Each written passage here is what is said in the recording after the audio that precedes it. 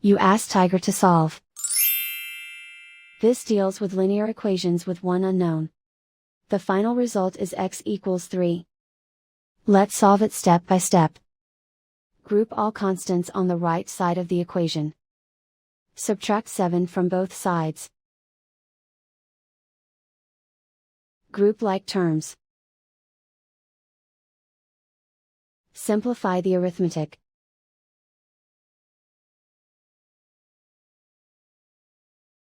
Isolate the x.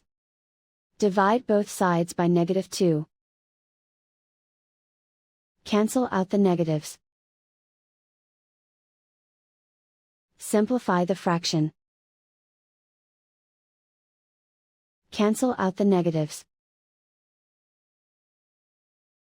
Find the greatest common factor of the numerator and denominator. Factor out and cancel the greatest common factor. And so the final result is x equals 3.